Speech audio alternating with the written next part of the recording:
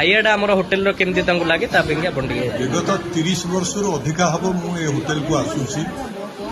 ସନ୍ temple hotel ପ୍ରଥମେ ইয়াଠୁ ଖଣ୍ଡେ ଦୂରରେ ଥିଲା। ସେଠୁ ମୁଁ ପ୍ରଥମେ 30 ବର୍ଷ ତଳେ ଯେତେବେଳେ ଆସିଥିଲି କୋଣାର୍କରେ ରେଷ୍ଟୁରାଣ୍ଟ ନଥିଲା, ଗୋଟେ ଯୋଡ଼େ ରେଷ୍ଟୁରାଣ୍ଟ ଥିଲା। ସେବେଠୁ ମୁଁ ଆସୁଛି।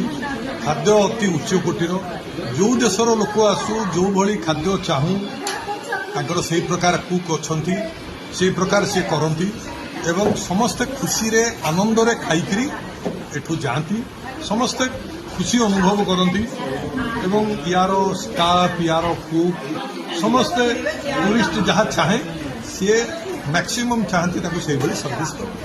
ଆପଣଙ୍କୁ ବ୍ୟକ୍ତିଗତ ଭାବରେ ଷ୍ଟାଫ୍ ମାନଙ୍କର ବିହେଭିୟର ଏବଂ ମାନଙ୍କର ବିହେଭିୟର ଅତି ଫ୍ରେଣ୍ଡଲି, ଅତି ଭଦ୍ର, ଅତି ମେଳାପି, ପଙ୍କ୍ଚୁଆଲ, ସବୁ କିଛି ଭଲ ତାଙ୍କର। Thank you. ଆପଣ ରେକମେଣ୍ଡ କ'ଣ କରିବେ?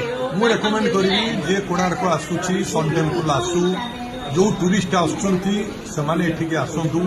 ଯେଉଁ ଦେଶର, ଯେଉଁ ରାଜ୍ୟର, ଯେଉଁ ପ୍ରାନ୍ତର ହଉ ବି ସିଏ ଭେଜ୍ ହଉ ନନ୍ ଭେଜ୍ ହଉ, ଯାହା ଟୁରିଷ୍ଟ ଚାହେଁ ସିଏ ତାକୁ ଦେଇପାରେ। ଧନ୍ୟବାଦ।